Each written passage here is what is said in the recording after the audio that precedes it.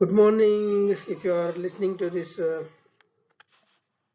the morning, or if you are listening to it in the afternoon, good afternoon. If you are listening or seeing this in the night, your good evening. Hmm. And now today we will be talking about IDPMS and EDPMS, which is required for import payment and export receipts. First is introduction we will do regarding what is IDPMS, then next is what is EDPMS, what is RBI guidelines regarding IDPMS, what is RBI guidance of EDPMS.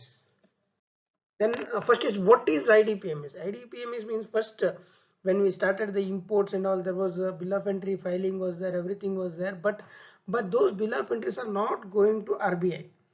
RBI will not have that clear data of RBI import, what is been imported in India and what the payment for that import, whether exactly payment is been done or not, and this bill of entry is closed or not. RBI doesn't have those data. Manually, these AD banks, authorized dealer banks, are going to give the details to RBI with some monthly or quarterly or yearly, how we are filing GST returns, like that returns they will file and they will be intimating. After that, RBI thought that they will be doing some import data processing monitoring system, that is called as IDPMS, import data processing and monitoring system. RBI consists cons introduce this to control the import export for this so many places are there where bill of entry is getting filed, which is JDGFT, SEZ, FIDI, and selected authorized dealers and frame compromise IT system facilities from all these areas. All these data, bill of entries, and your all electronic way of filing bill of entry, everything will be floated to RBI. And RBI, when you are making payment, when you are making payment, when you have, suppose you imported $10 of material from XYZ, and when you are making payment for the $10 pertaining to that bill of entry, you have to give. Bill of entry will get knocked off and payment will be done to the party. Because of this, RBI will come to know how much import has come and how much export is being done. I think you understood key functionalities of IDPMS. This is it is mainly done for paperless. The before there were so many papers was there, bill of entries, copies, it is exporter copy, importer copy, bank copy. There are so many copies, and it is bank with the all these data bank has to go to AD bank has to go to the RBI, and they have to submit there. Then they manual checking, everything will be done. Then any queries are there regarding that bill of interest will come back, like this. All these complications was there. Because for that purpose this IDPMS has been done. Then import, so simple settlement, for simple settlement purpose, this IDPMS has been done.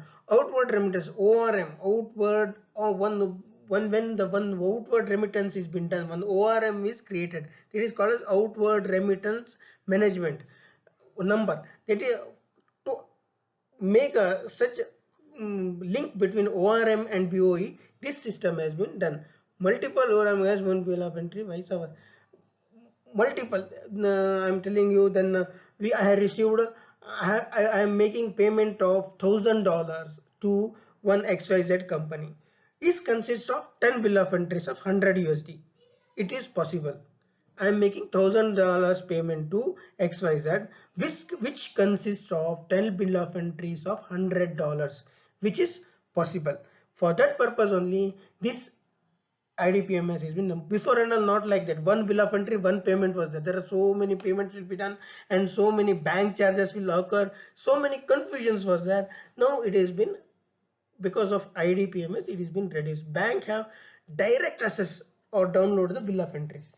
Bank can directly go and check the bill of entries, what is there, what is not there, what is the how much US dollars they have filed, how much dollars they people are paying. Currently it can be knocked off or not. There is a one way. The next steps involved, how we have to do. There is some based on AD code. Now when we have normal CHA, when they are filing, they will be asking you what is your AD code. AD code means authorized dealer code. And suppose you are dealing with SBI, SBI will give you one AD code. That AD code to be registered in the customs and same to be used in the bill of entry. Same to be used in the bill of entry. Same based on that AD code, that when you are making payment, that bank, if the same bank AD code is there, from same bank you are making payment, no problem. From different bank also, if you are filing in XYZ bank bill of entry and we have to make payment from ABCD bank, that is also possible. Only one change of AD code to be given by bank to bank, and transaction will go smoothly. Bank will enter BOI details marked to the ORMs. $1,000 we are making payment, then they will tell 10 bill of entries involved. 1, 2, 3, 10 bill of entries with BOE numbers, and with US dollars they will knock off. This is the thing. Payment, income of payment receipts, bank AD code, general ORM. Same thing, it is to be done according to the bill of entry settlement. That's it. Multiple ORMs settled against BOE, also multiple BOE. That is the same thing I told. $1,000 we have to make payment. 10 also you can use, and two things has come. So instead of I'm having bill of entry of $500, but 250 two times has come. That is also possible to adjust. Second thing, benefits of IDPMS. Benefits of IDPMS is ensure better it is benefits of what are the benefits now, whatever we are discussing, there is then only you can ensure better import compliance. And better import compliance means RBI will, from the finger of tips, they will be knowing today $1,000 has come, tomorrow $1,000 has come, but day after tomorrow $3,000 we are having as a foreign or some foreign resource what we are having, like that they will be knowing. Alternative pay, there is no paperwork. Less paperwork means zero paperwork. It is been done for zero paperwork. Easier to track with this bill of entries. There before and all there was so many manipulations was there. Simply the bill of entry is been filed, no payment will be done to that bill of entries. Those foreign parties will be asking for payment. These people will not be making after breaching all the contracts, they will be making payment after 90 days, 180 days, like this it was there. Now to stop those things, this thing has come. Stop minimizing the manual data entry. There is a AD code, a bank has give the so many paperwork has to be done to the RBI. They have to give it to RBI. From RBI, the scrutinize has to be done. That is to paperwork only. Those things has been done. Value addition, there is all these paperwork is not a value addition work. When you are doing the electronically data floating, then all thing will be done at a good stage. But these all these IDPMS has been introduced, there will be so many questions in our everybody's mind. FAQs, frequently asked questions. What is caution list? This is the main thing for IDPMS. Still, RBI has not started to give the caution list. Caution list means more than 150 days payment is not done, then those things will go to the caution list. And based on AD code, the March September 30th some ordinance has come. Based on that, based on the AD bank reference, only the RBI will do the caution.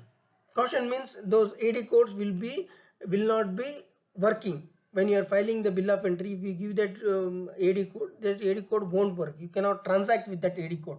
AD code will be get dummy. If you want to do different AD code also, then also there are so many questions will be asked, that will you have to make those payments, you have to clarify those things to RBI, then you have to move on. There is a caution list. It is how to there is, if when we are doing so many transactions, means there will be quality rejections will be there. Now $1,000 I had done the invoice, I received the invoice of $1,000 and materials came here. It may, because of transportation, it may get damaged, or rejection will be done, or not according to our required way. The material was not there. We are rejecting it for QA purpose. How to treat that? How to treat that when you are telling that $100 bill of entry, you have done $100 you have to pay, rejection will be there. Rejection we have to give it to the bank stating that this is the rejection quantity, I am not going to use. Whether if, and with that one letter we have to give you whatever import benefit or advance license or you are doing, or some other thing, those things you have to surrender, or duty anything away, something you have taken the IGST or CGST benefits, that thing you have to surrender, and then that much less payment you have to do it to party.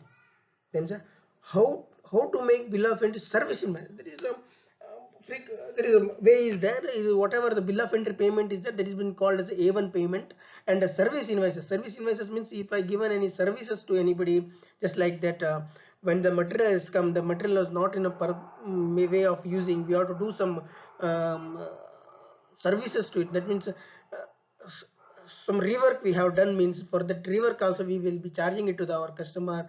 um, how to pay that money, means that is a, that is, for that also is a way is there. When our requirement is more, the person who is there in importer, he has done some thing in our overseas party, some done changes in it for reworking it, that rework charges we can pay through services, or other so many services will be there. Freight charges, we on behalf of him we have paid, we have to pay him back. So many things we can do by A2 payment. By giving 15 CACB from the CA, we can do A2 payment for service invoices. Then now the starting of the stage, when you go, then there will be for free of cost bill of entries. Free of cost bill of entries also are appearing in IDPMS because of not correctly filed by our CHA or our agents. FOC has gone into commercial and it is showing in the RBI website. How to, we have to um, shortlist it. We have to give the CA certificate stating that for these payments, these bill of entries, payment won't come because it is a FOC. But it is not appearing in our books of accounts, like that one letter format is there. If you give it to bank, they will be writing off those bill of entries. Now it is okay. EDPMS, it is whatever you filed in the ports, non EDI ports were filed, it is going to RBI, fine. The non EDI ports, just like that courier bill of entries, manual bill of entries, how to treat it, that is to be done. Still those things won't be floating from the RBI, floating to RBI, which we have to use the old system, which is we have to give the hard copies to bank and we have to make a payment. Mold payment also will be there, just like automobile industries. There is so many molds we will be prepared by our supplier to manufacture our goods. For those tools also we can make payment by taking RBI approval. We have to give one letter to our AD bank stating that these molds will be prepared for us. This is a age of these molds. After this age, what will happen? All these things we have to write and we have to give it to our AD bank, and our AD bank will, based on those letters, our AD bank will take approval from RBI, and they will be, after that approval we can make payment to our suppliers.